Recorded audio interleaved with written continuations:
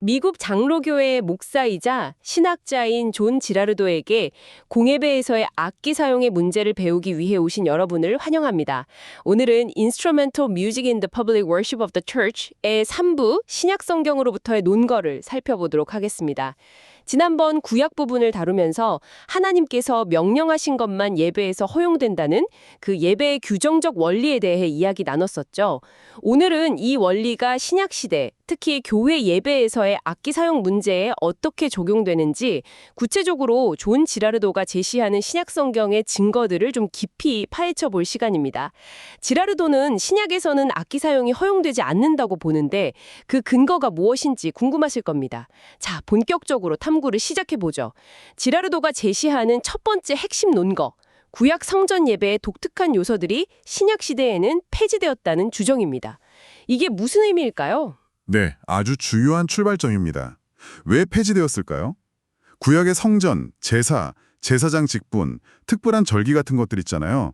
이게 본질적으로 예표였습니다. 예표요? 네, 그러니까 장차 오실 예수 그리스도와 그분의 사역을 미리 보여주는 그림자나 모형 같은 거였죠. 아하. 실제이신 그리스도께서 오셨으니 그 그림자는 자연스럽게 그 역할을 다하고 사라지게 된 것입니다. 비유하자면 집을 사기 전에는 설계도를 보지만 집이 완성된 후에는 실제 집을 보지 설계도를 계속 붙들고 있지는 않잖아요. 그런 이치입니다. 아, 그러니까 성전 시스템 자체가 일종의 예고편이었고 본편인 그리스도가 오심으로써 예고편의 역할은 끝났다 이런 거군요. 신약 성경에서도 이런 변화를 암시하는 장면들이 여럿 나오죠. 맞습니다. 예를 들어 시므온이나 안나 같은 인물들이 아기 예수를 보고 이제 구원을 보았다고 고백하는 장면들이 떠오르네요. 맞아요.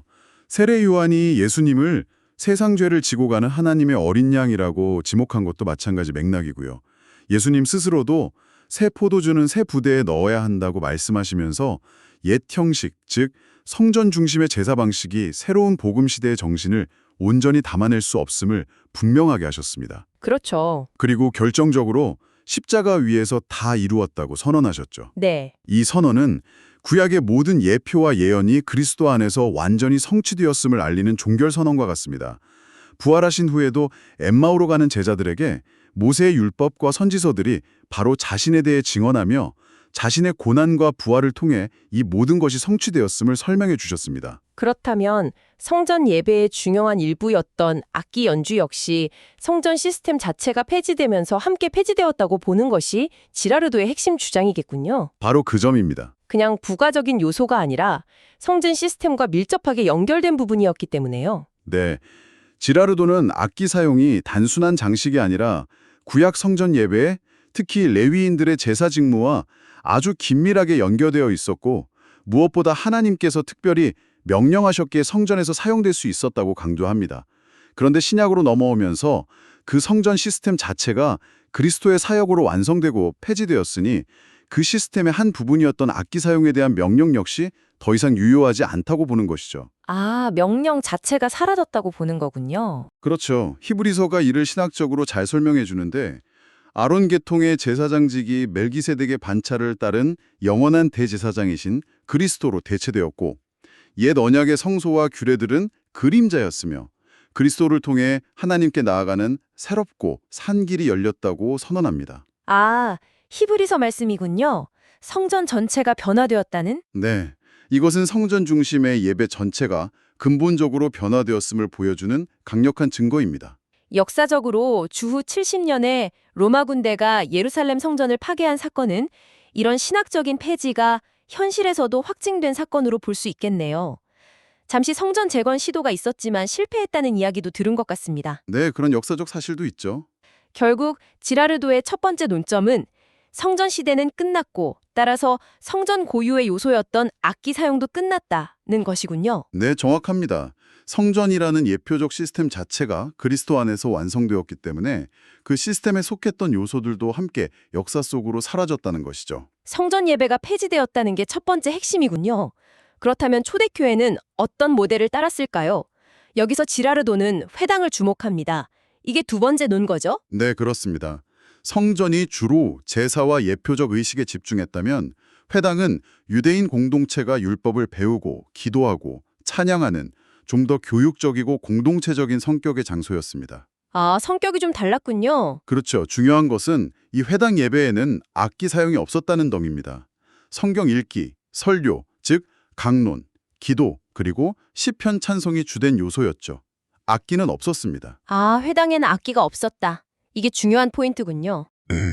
그런데 신약시대 교회가 시작될 때 많은 경우 유대인 회당 공동체 전체가 예수님을 메시아로 받아들이면서 자연스럽게 기독교 교회로 전환되는 경우가 많았습니다. 네네. 그러다 보니 교회의 기본적인 구조나 직분, 예를 들면 장로나 집사 같은 직분, 그리고 예배 방식 역시 성전보다는 회당의 모델을 자연스럽게 계승하게 되었다는 것이 지라르도의 주장입니다. 아하, 자연스럽게 이어받았다. 네, 만약 갑자기 성전처럼 복잡한 악기 연주를 도입하려고 했다면 아마 상당한 논란이 있었을 텐데 신약 성경이나 초기 교회 역사 기록 어디에도 그런 논쟁의 흔적을 찾기 어렵다는 점도 이 주장을 뒷받침합니다. 그러니까 초대교회는 성전이 아닌 악기 없이 말씀과 기도, 찬송 중심이었던 회당의 예배 형식을 이어받았을 가능성이 높다는 거군요. 사도행전을 보면 교회가 세워질 때 기존 회당의 지도자들이 자연스럽게 교회 지도자가 되는 모습도 보이는 것 같고요. 네,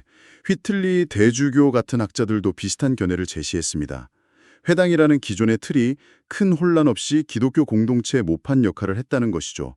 그리고 그 틀에는 악기 연주가 포함되어 있지 않았다는 사실이 중요합니다. 그렇군요. 신약 성경에서 묘사되는 공예배의 요소들이 정확히 회당 예배의 요소들과 일치한다는 점도 흥미로운 부분입니다.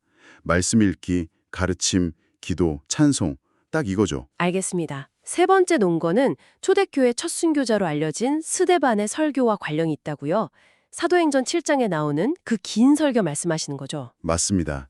스데반은 성전과 모세 율법을 모독했다는 죄목으로 고발당했는데 그의 변론 연설은 사실상 기독교 신앙의 핵심을 변호하는 내용이었습니다. 어떤 내용이었죠? 그는 이스라엘 역사를 쭉 훑으면서 하나님은 결코 사람이 손으로 지은 건물, 즉 예루살렘 성전이라는 특정 장소에 갇혀 계시는 분이 아니라는 점을 강력하게 역설했습니다. 아, 하나님은 성전에만 계신 분이 아니다. 아브라함 시대부터 솔로몬이 성전을 짓기 전까지 이스라엘 백성들이 성전 없이도 하나님을 예배했다는 사실을 상기시키면서요. 네, 바로 그겁니다. 스데반은 하나님께서 광야의 성막에 계셨던 것처럼 하나님은 어디에나 계시고 참된 예배는 장소가 아니라 영적인 태도에 달려있음을 강조했습니다.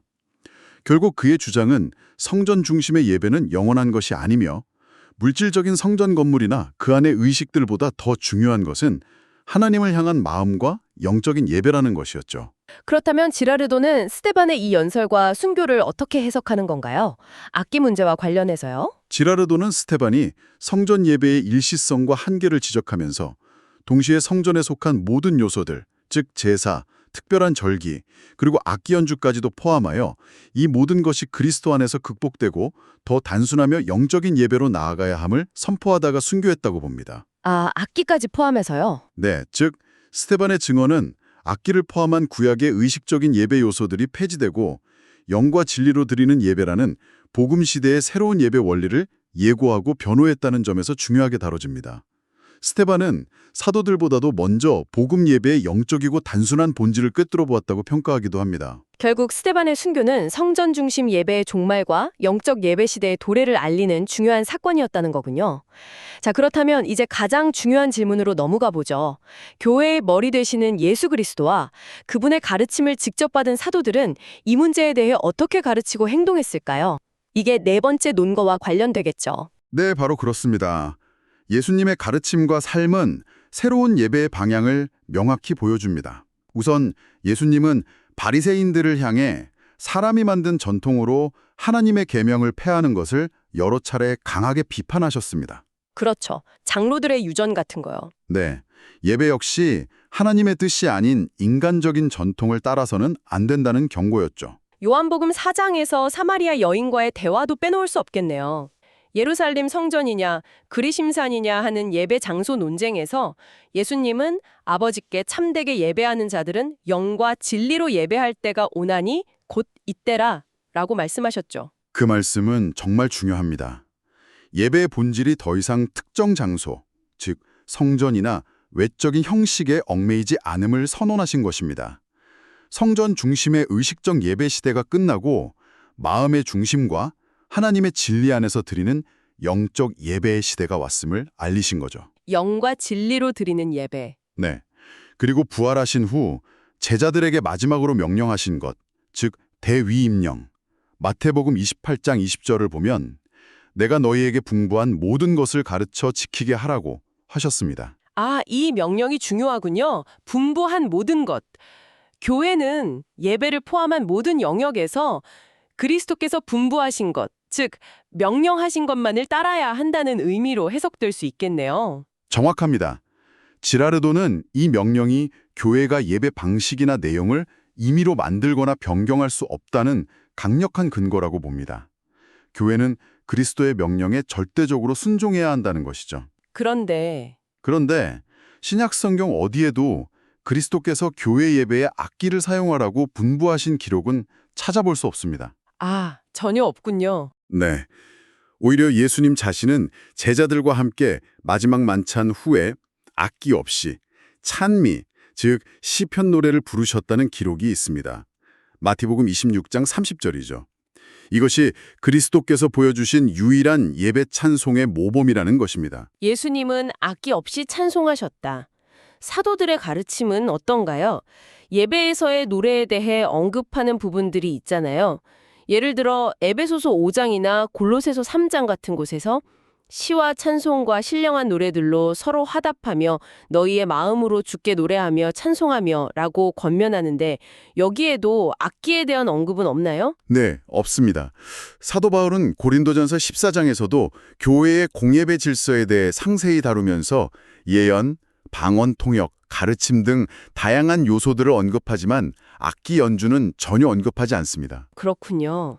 에베소서와 골로새서의 권면 역시 시, 프살모스, 찬송, 힘노스, 신령한 노래, 오데 푸뉴마티케라는 세 가지 형태의 노래를 부르라고 말할 뿐 악기 연주를 지시하거나 허용하는 내용은 없습니다. 그런데 여기서 시, 프살모스나 노래하다, 프살로라는 헬라어 단어 자체다. 원래는 현악기를 연주하다는 의미를 내포하고 있어서 이것이 악기 사용을 허용하는 근거가 된다고 주장하는 사람들도 있지 않나요? 좋은 지적이십니다. 실제로 그런 주장이 있습니다. 하지만 지라르도를 비롯한 많은 학자들은 그에 대해 반박합니다. 어떻게 반박하죠? 첫째, 단어의 의미는 시대와 문맥에 따라 변할 수 있다는 것입니다. 신약 시대에 와서는 푸살모스나 푸살로가 반드시 악기 연주를 동반하지 않고 그냥 찬송을 부르는 행위 자체를 가리키는 용도로 더 널리 쓰였다는 것이죠. 의미가 변화했을 수 있다. 네. 둘째, 그리고 이게 더 경정적인데 만약 사도들이 정말 악기 사용을 의도했다면 왜 초대교회 실제 예배에서는 악기를 사용한 증거가 전혀 발견되지 않느냐는 것입니다. 실제 사용 흔적이 없다. 네. 역사적으로 보면 초대교회는 수백 년 동안 악기 없이 예배를 드렸습니다.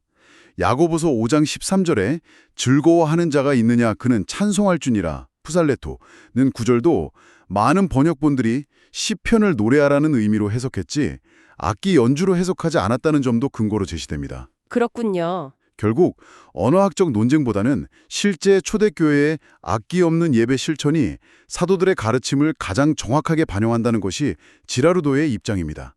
행동이 증명한다는 거죠. 알겠습니다. 그럼 이제 마지막 5번째 논거로 넘어가 보죠. 자의적 예배 금지 원칙이군요.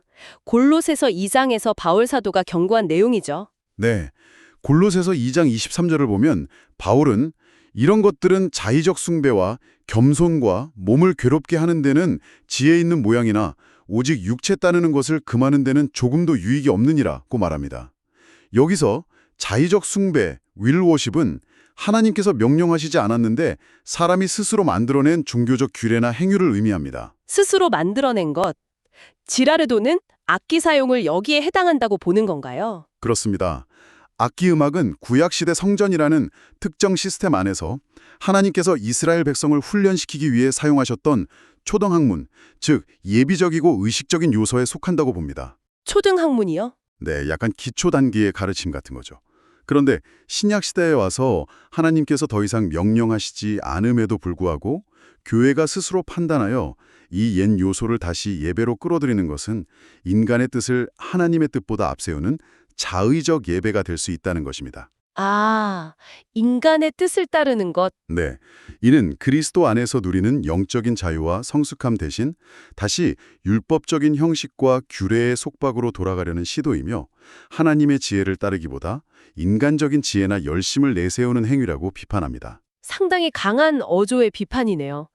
결국 하나님이 명하신 것만 하라는 예배의 규정적 원리에 따라 신약에서는 악기 사용 명령이 없으므로 사용해서는 안 되며 만약 사용한다면 그것은 자의적 예배에 해당할 수 있다는 결론이군요. 네, 그것이 지라르도가 신약 성경을 통해 도달하는 결론입니다. 오늘 우리는 존 지라르도가 제시하는 신약 성경의 증거들을 바탕으로 공예배에서 악기 사용을 왜 반대하는지 그 5가지 주요 논거들을 깊이 있게 살펴보았습니다. 성전 예배 고유 요소들의 폐지, 회당 예배 모델의 계승, 스데반의 순교적 증언, 그리스도와 사도들의 가르침 및 실천의 부재, 그리고 마지막으로 자의적 예배 금지 원칙까지였죠. 네, 지라르도의 논증은 오늘날 우리가 드리는 예배의 형태와 방식에 대해 근본적인 질문을 던집니다. 그의 주장에 동의하든 그렇지 않든 신약 성경이 명시적으로 명령하거나 초대 교회가 모범으로 보여준 것 외에 다른 요소들을 예배에 도입하는 문제에 대해 우리가 얼마나 신중하게 고민하고 성경적으로 검토해야 하는지를 생각하게 만듭니다. 맞습니다. 여러분께서는 예수님께서 말씀하신 영과 진리로 드리는 예배의 진정한 의미가 무엇이라고 생각하시나요? 그리고 그 본질이 오늘날 우리의 다양한 예배 모습 속에서 어떻게 구현되어야 할까요? 이 질문에 대해 각자 깊이 묵상해보는 시간을 갖는 것도 오늘 나눈 이야기의 의미 있는 연장이 될 것입니다.